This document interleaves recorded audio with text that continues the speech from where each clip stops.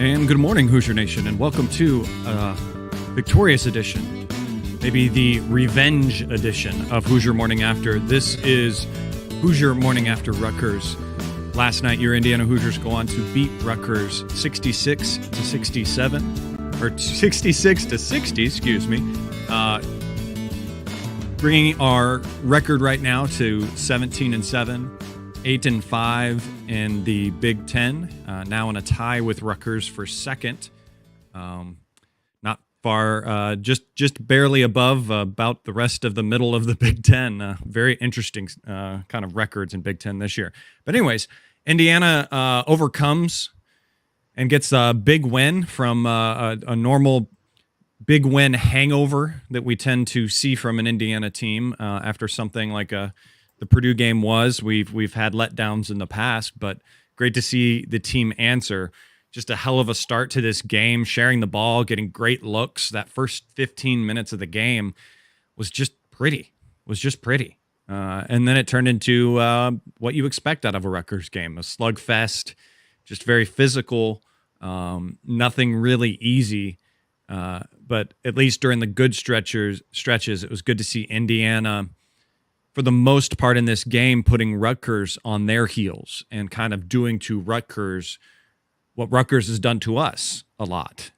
And I think a lot of the play that we saw in the rest of the first half and in the final bit of the game, while there was probably some questionable offense and takes and everything like that, I think some of it can be explained away from some just exhaustion out of the guys. They definitely looked gassed in this game towards the end. And the important thing overall is that the team overcomes it all and gets the win and continues to move in an upward trajectory in this season and keep us positive, keep Hoosier Twitter positive overall, which is great to see.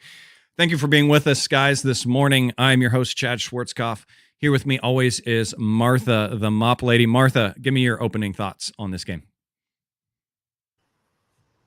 Yeah, I mean the storylines were long, right? I mean there was a list of them coming into this game, and you know I think it starts with coming off the big win on Saturday against Purdue, and you remember how we performed last year after a weekend win over Purdue, or a weekday win over Purdue. We came out that next weekend and laid a large egg against Michigan. So I think that was storyline number one, is how do you come out, you know, after you beat your rival? And obviously it's Rutgers, right? We've struggled against them.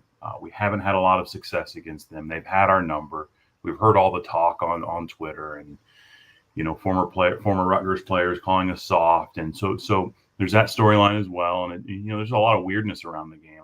I sent out a tweet that, you know, just felt weird, right? Where it's a 6:30 start, that's random, and it just the whole game felt weird. So I was really interested to see if any of that noise, how that sat with the team, and you know, it's like they've turned a corner, right?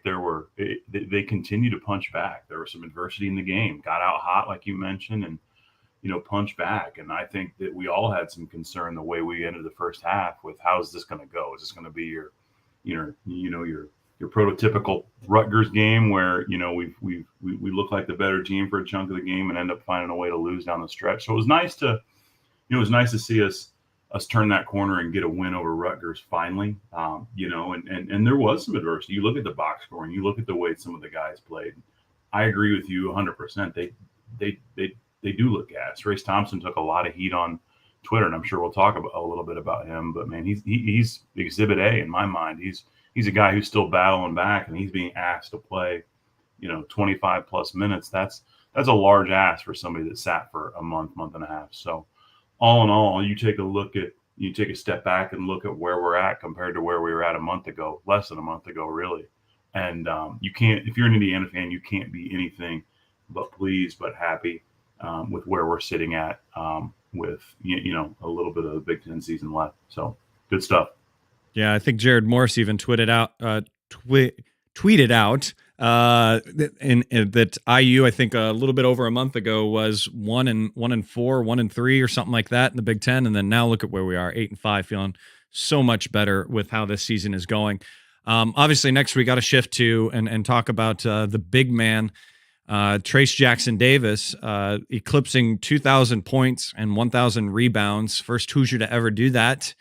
We're just living Hoosier history right now. Regardless of how this season ends, we are going to be talking about Trace Jackson Davis forever. I mean, you hear a lot of us old guys talk about ex-IU players and everything like that, and the young guys now have that player to talk about. These are going to be ones that you college students or younger Hoosier fans that are listening right now, when you start to get gray hairs in your beard and on your head, and start to sound like the old Hoosier Nation, this is going to be a name you're going to repeat a lot. Like other IU big men in the past, he's kind of is going to set a new bar, and we're going to use him for comparisons on a lot of future Big Ten players and Big Ten big men that come in. Just a poster game for him. 20 points, 18 rebounds. What continues to just impress over all the other seasons this year with him is just his assists. 6 assists. He leads the team in assists this game. His ability to not only just get his points, but know that he is such a distributor for this team. And the way he was instrumental in getting Miller Kopp going, and we'll talk about him next and the incredible game that he had. But your thoughts on Trace Jackson Davis kind of making it a record book game? Yeah, really not a lot left to say about what he's accomplished. But that said, there's a lot to say, right? Because I think it takes some time. You know, it'll probably be a year from now when or years down the road for that matter, when it really sinks in with us how good of a career Trace Jackson Davis has had. You know, you look at some of the, obviously becoming a first player in Indiana basketball history to do something is big in and of itself. But when you look at some of the guys that he's passed on the all-time scoring list, a lot of those guys have been on teams that have had a lot of team success, right? And I think Trace's individual accomplishments sometimes get lost because the program's gone through some challenges as he's been on the team, right? Coaching changes, not making the tournament. And I think sometimes that overshadows what he's accomplished individually. But I think this season it's allowing us with the team having some success. And you heard Matt Painter say it, right? I mean, the guy's turned a corner from a level play standpoint, from a leadership standpoint, from the ability to get others involved. He's just become a real complete player, and you're seeing it by the records he's breaking. So you can't help but be appreciative of what he's accomplished. And I think as time passes on, that appreciation is just going to grow and grow. So just another record broken by Trace. So you look at the way our season's turned, and a lot of it's turned as he's gotten healthy. So he's a guy that as time passes on, I think his legendary status in Indiana lore will grow and grow. Yeah, and he continues to be that player that just does ungodly things on the basketball court, and his ability and everything. Even his own players kind of, I guess, overestimate him with the 2 alley-oops, both from Race and Malik, that kind of soared a little over his head, a little too high. Even Trace couldn't get to those, but the other guy that just had a lights-out game, and hey, I'm wearing his Primal sweatshirt. Make sure you guys go get one of those and everything. Wearing that today. Miller Kopp. Just a hell of a game. You kind of get those players that have those games that that are in them, but also that where they kind of seem to almost flick a switch. Or maybe you could say it's the Spinal Tap moment. He turned it to 11 in this game. He just had one extra click in that. And I don't only mean from the offensive side, just that they got him moving a lot. They got the ball to him a lot more. But just on the hustling, we have seen those hustle plays, and then his defense. That's always been one of our frustrations and a talking point, is that he tends to get beat on the defensive end, but he was locked in a little bit more. And I think one stat that shows that is the 2 steals that he has, and it could have been more. There were lots of times his hands were active in a good way. He did end obviously with 4 fouls, so nearly fouled out, but that shows the intensity that he was giving on the defensive end. I really liked what Miller Kopp was doing in this game. Your thoughts? Yeah, spot on. I mean, he seems dialed in right now. You look at, I don't think we win without his performance, quite honestly. You look at 3-pointers made. We made 5 as a team. He made 4 of them. In a night where, outside of his amazing highlight, and he knocked down a couple jumpers, but Jalen didn't have his typical offensive night. And, Race is still struggling as a scorer. So really that leaves you, what Trey gives you, right? He's going to get buckets at times, but, offensively, I don't know that he's a guy that is going to put up a ton of points. And so who does that leave to step up? Somebody's got to, and especially against a team like Rutgers. And, you heard Rutgers coach mention after the game, he talked about Trace a lot, but the second name out of his mouth was Miller Kopp. And, he talked a lot about how Miller benefited from their focus on Trey, but somebody had to step up, and Miller did, and he has. And I think just as important as you mentioned is the way he stepped up on the defensive end.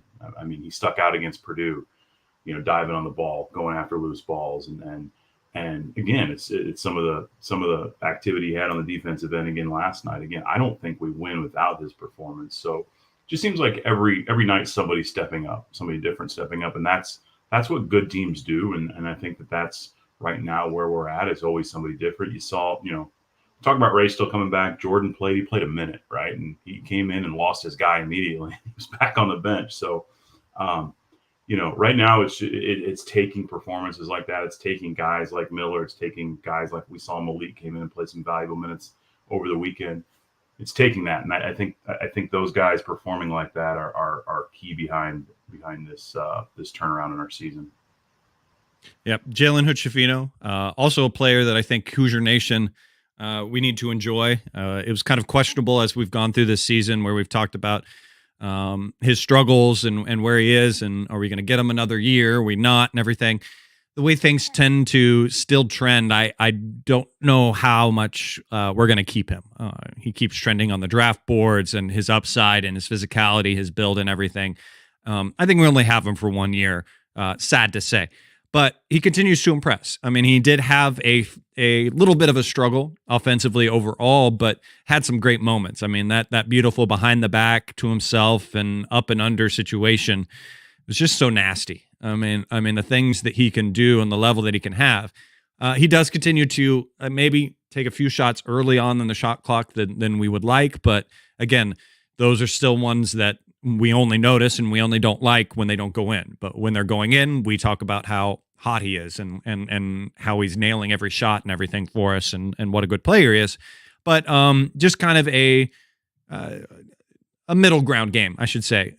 Beyond those high moments, it kind of all leveled out. What did you think of Jalen's game last night? Yeah, I mean, obviously that behind the back reverse layup sticks out. I mean, if that didn't have NBA scouts drooling, then I think I saw some tweets that mentioned just that. But to me, he's got NBA point guard written all over him. He's doing this as a freshman, and his ceiling is so incredibly high.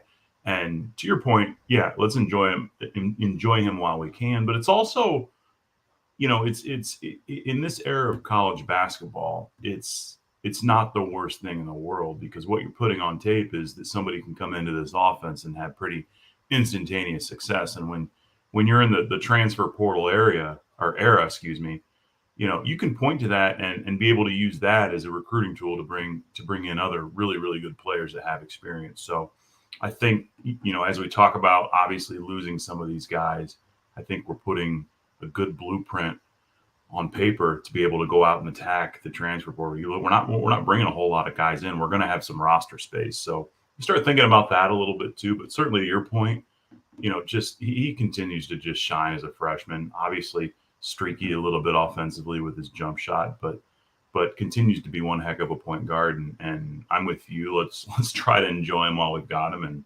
hopefully he ends his freshman campaign on a strong note. Yep, and you mentioned Race Thompson. I think Race, like you said earlier and teased on that, he's definitely, again, he's still not 100%. Still trying to get back to full Race ability, but he definitely did look gassed as well. I mean, not only is he just lacking in his movement from the injury, getting back physically his body, but also his stamina. Again, he played really hard and had to bang a lot against Edey in the Purdue game, so it was just a gassed game for him. Ended up with 6 points. Made all of his free throws. At least he got that. Missed the 2 threes that he took. You can roll the tape back on a lot of these shows, and I'd kind of mentioned that I didn't mind him taking too many threes and everything like that. Now, as we have a larger sample size, I'm beginning to regret some of those comments because they haven't looked as good. And we've got other guys now that can hit it a little bit more consistently. So I'm back on the Race Thompson might need to lay off some of those 3 shots in the games. Because, again, we've got other guys that can hit it better. Your kind of overall thoughts on Race? Yeah, I mean, I think right now I'm kind of a Race Thompson defender, right? He's taking a lot of heat. And, look, Coach Woodson relies on his veterans. And if Coach Woodson wants to ride with Race, then I think, we've got to support that. And I'm with you. I think some of the threes, especially where he's at in terms of kind of him getting back in game shape, just seems like he doesn't have his legs underneath him quite yet. And not sure shooting threes right now is something that he needs to be doing, to your point, but he's out there battling. He's a 6-year guy. He's given a lot of his time, his effort to this basketball program. So I struggle a little bit with seeing him kind of get drugged. Look, we've won 7 of our last 8, whatever the number is, right? And at times with the heat he's taken, you'd think he'd lost us a couple of games. So, and so I'm a little bit patient with him, right? Did he look his best? No, obviously not. He still looks like he's still kind of struggling to move laterally, struggling to keep his defender in front of him at times, but he's battling. And I think that's what's important, right? As we enter this stretch portion of the season, is that he continues to get these opportunities to get back into game shape and go from there. Yeah. I think he's doing, and again, that could be part of the struggle, like you said, that he's not hitting those because doesn't have his legs. He's not fully there, and I think some of my grief with that is just that I know what it's trying to accomplish. Him taking those shots is trying to accomplish bringing the other 4-man out and giving a little bit more room for Trace Jackson Davis underneath. One, I don't know if Trace Jackson Davis needs all that much more room since he's so good passing out of the double team, and it almost gets detrimental to other teams when they double him because, again, he can fight through him so well, as we've seen, and passes out of him so well. I also think that Race can kind of just hit a mid shot. He just kind of looks at that mid-range shot, bring it in a little bit closer. That can still do the same kind of idea and spread out a team and get things going for Trace the way we want it to. So maybe that's my advice or the way I would feel like I would want to attack that. Any other players? I know you talked about a few others. Any other players you want to hit on in this game? I think you have to mention Trey Galloway a little bit. I mean, he had that and one towards the end of the game that just in a massive spot. Game was somewhat in doubt, right? And I think Trace went up and missed a shot. He went up for the rebound and got the putback, missed the free throw, but it was a massive bucket at the time, right? It's was one of those games where in both halves we had long stretches where it really felt like we were in control. But Rutgers never went away.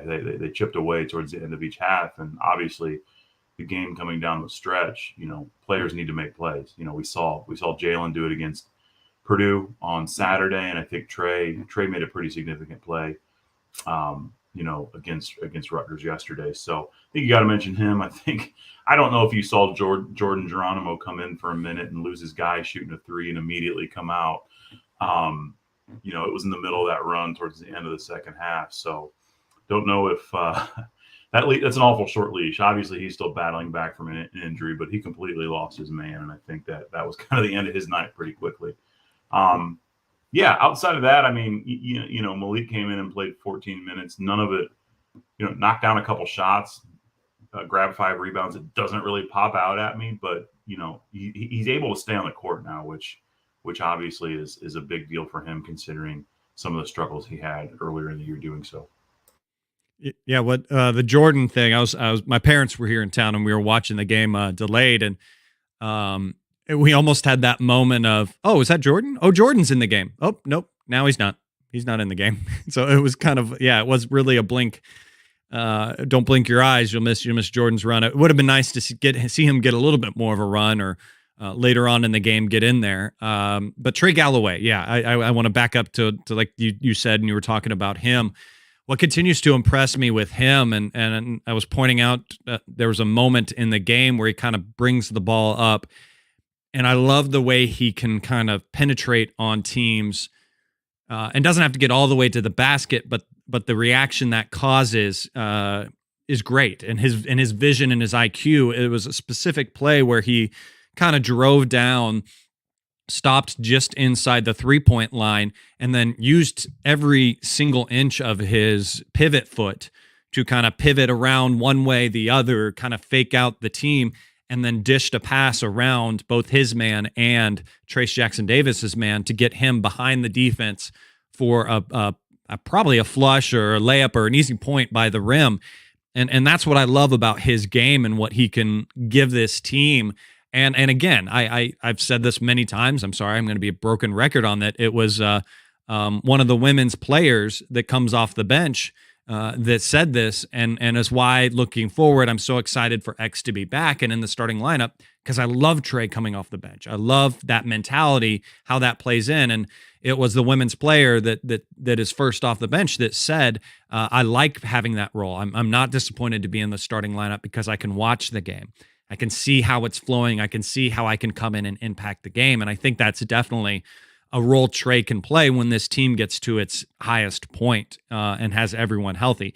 But again, I'm not belying him being in the starting lineup at all, because again, he continues to be that great second ball handler for us right now that we gratefully need in the game for us. So again, just players overall, pretty good, different players here and there. But the thing that stood out to me in this game, and continues to be the thing that Indiana obviously holds its hat on, is just the defense doing such a great job. And there was many times in this game where we forced Rutgers into late shot clock situations. They got lucky on some funky shots and made them, which is deflating to a degree, but it was great to see those late shot clock situations. Your kind of overall thoughts on the defense in this game? Yeah, and I think, as you mentioned Trey, and I think that, I saw Joel over in the chat mention it as well. I think you can't talk about Trey without talking about his defense as well. And that's what I think, and you hear Coach Woodson talk about him after the game too. That's why I think it's going to be very hard to keep him out of the starting lineup. I mean, let's be honest, it's going to take X a while to get back, right? As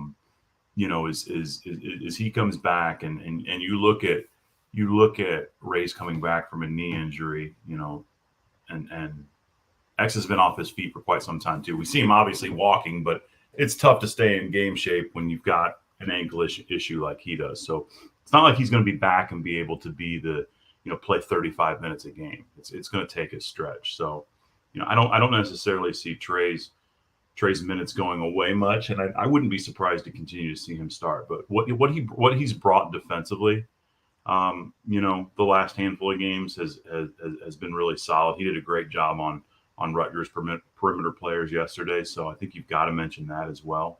But yeah, the defense I thought was okay. I think you mentioned us being gassed. I think that there for a stretch. We really seemed to lose the guys on the perimeter, and Rutgers isn't a great three-point shooting shot, so maybe it wasn't a part of the game plan. But it just seemed like we were slow to recover. And guys were getting wide open threes as a result. And I think we talk about Jordan's short leads, but he completely lost his man on the perimeter. So yeah, but we were able to grind it and get past it, and at the end of the day, find a way to win. So all in all, and we didn't foul as much. I mean, you look at that too. I mean, it's not very often that we shoot almost double the free throws that our opponent does. So our ability not to foul too, I think, speaks well too, because we're known to kind of get into foul trouble pretty quickly and have our opponent on the line quite a bit. So that was good to see as well. Yeah, and I think I need to mention it briefly and everything, so Joel doesn't try to trip me or something like that. But something that's come up at the end, a little bit of a scary moment now looking at it afterwards. The Paul McCahey trip there, very Grayson Allen on that and everything. Disappointing the refs don't see that or anything. Trey, obviously, I didn't notice it when the game was happening, but I did see that Trace's shoe came off, and he kind of turns around and reacts to a degree more so about his shoe coming off, kind of looking, now that I think about it, looking back as to that trip, just a dirty play. You don't want to see that. Plenty of Rutgers fans we've seen on Twitter have been condemning that too. No one's defending that. That can't be done. Maybe that speaks to bend it in a positive way. I use just tenacity in this game of turning Rutgers' intensity on themselves and getting them frustrated. A very frustrated play by him, trying to go for that trip. But at least good that it didn't lend to a Trace Jackson Davis injury or tweak or anything like that. But frustrating to see that after the game now. But I want to go into the numbers now, and there were some very interesting numbers in this game. And that first 15 minutes of the game, IU's numbers were amazing. I mean, we were shooting at that point 73% from the field, and then for the rest of the game, closer to about 38 to 40%. And IU finishes with just an overall shooting stat of just under 50 on both sides, 54 from field goal, 51 from three. So great shooting for a while there, but a little bit of frustration as the game went on. Also, another great thing to see is 15 assists on 22 baskets. Again, that was that great play at the beginning. I think we were 7 for 11 at that point of the game. So great to see all those assists going on in the game as well. What kind of stats did you see that you're looking at in this game? Yeah, I think I mentioned the free throws, right? I mean, it's been a struggle of ours all season. Getting to the line, or our opponent shooting a lot more free throws. Rutgers went 6 for 10. We went 17 for 24, so 70% from the line. I think we'll take that. So that one obviously sticks out to me. Outside of that, I thought it was a decent day from the field. You mentioned it. It's you look at our. I should say it was a decent day in the first half from the field. You look at our shooting percentage in the second half, 32%, and it had that. It's been a while since we've seen the IU beat guys report that it's been 5+ minutes since IU scored a basket. That was like PTSD from the Archie Miller days, that it's been X amount of time since Indiana scored a basket.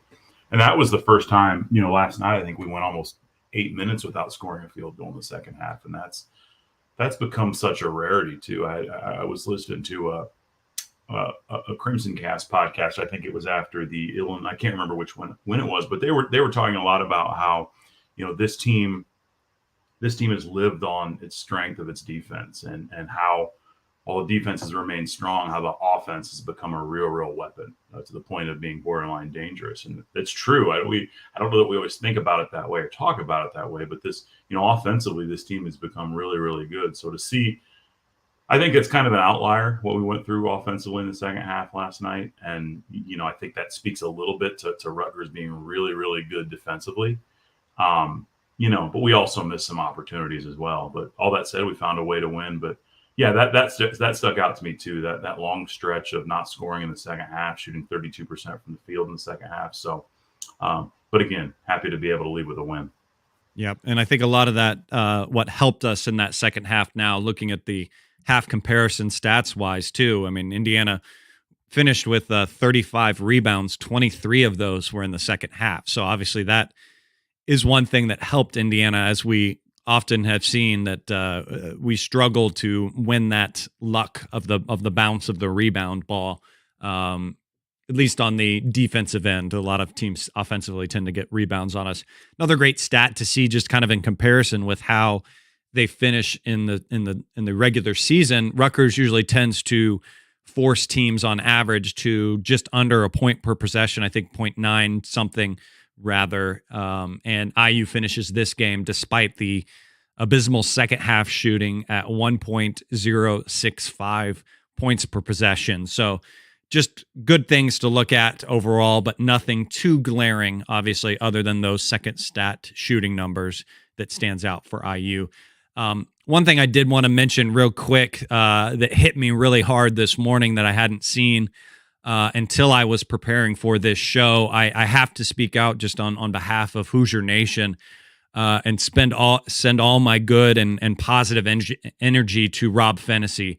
It was announced by the Cincinnati coaching staff that Rob sustained a possible season injury last night, and very sad, very disappointing. Obviously, he's a Hoosier for life for us, and one that's battled for us and has had those injuries hurt him, and it's frustrating to see that for him, and my heart hurts for him today. So, Rob Fennessy, hopefully you can be on the mend and get better moving forward, and hopefully play a few more games in college basketball. I hope that last night wasn't your last. So, all my best to him, and Hoosier Nation, send that positive energy his way. Shifting away kind of from this game briefly, I do want to speak on the women's team. The women's team plays Thursday, a very big game against Iowa, a very good Iowa team with a very good player on that Iowa team. So get to Assembly Hall for that game. I know Joel here in the chat, he'll be there. He'll yell at you if I gave him the mic right now to be there. And Martha, I know Hoosier Ticket Project is also trying to do things to get people to that game. So speak on that game. Speak on what Hoosiers that maybe can't get there can do to help get other Hoosiers there and fill up Assembly Hall for this game. Yeah, I'm glad you bring up the women's team, and I'll raise your Caitlin Clark to our Mackenzie Holmes. I don't think she gets mentioned enough nationally.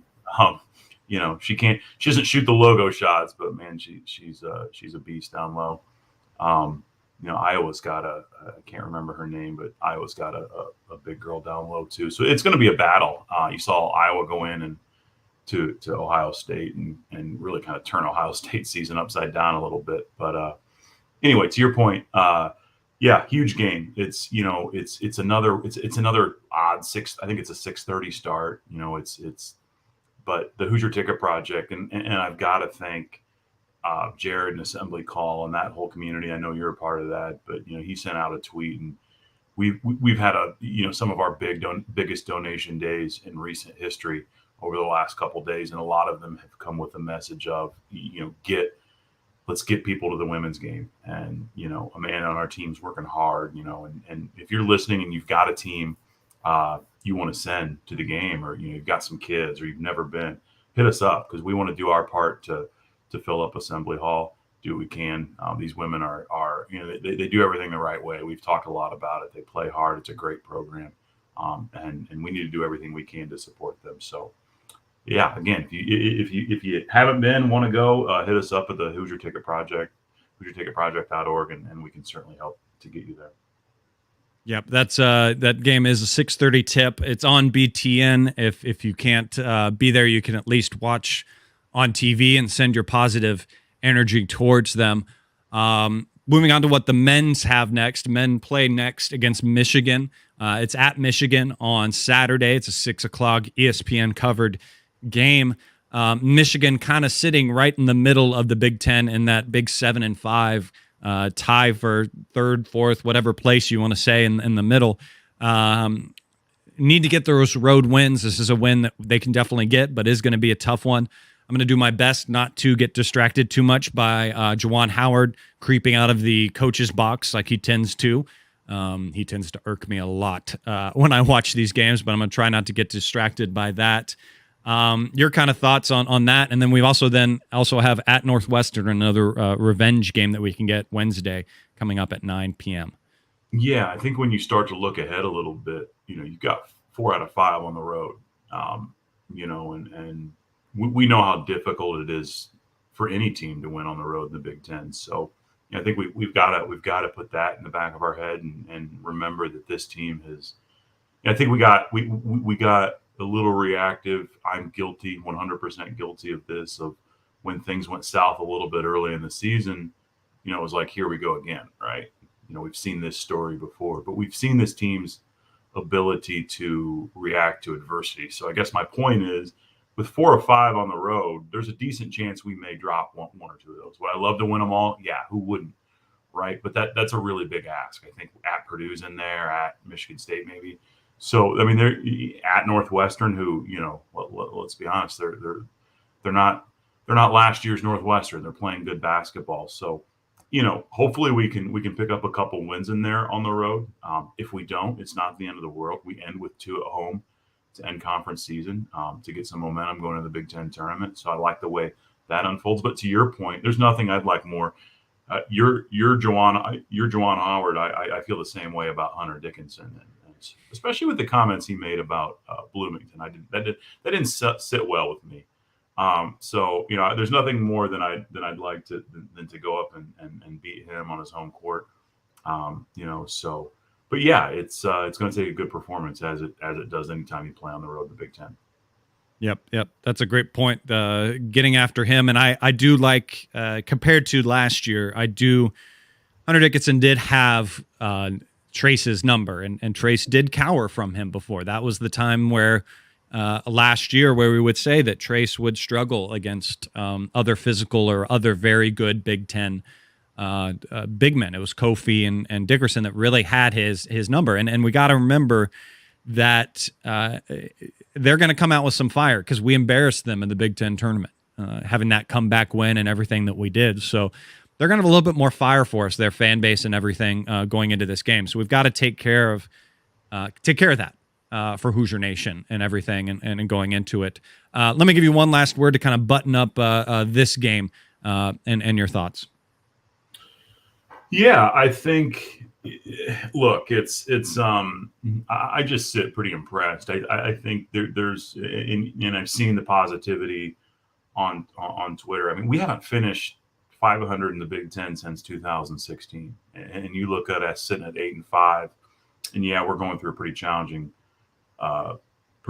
stretch here coming up. But you've got to be incredibly happy with where we're sitting at right now, with the way this staff has turned the season around, with the way they continue to build this program. A lot of momentum right now. To your point, we're going to enter some of these games with for the first time in a while a target on our back. We're a ranked team that's hot, and we're a chance for teams that are on the bubble to get a pretty significant win. So we've got to keep that intensity up and play with some urgency, and I think we can get some games on the road. But yeah, coming down the stretch, you've got to be pretty excited as an IU fan.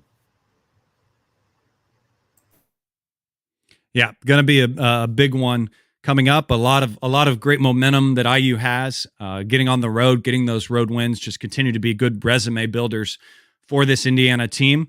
So it's very exciting. And so that will do it, guys, on this edition of Hoosier Morning After. Thanks for being with us.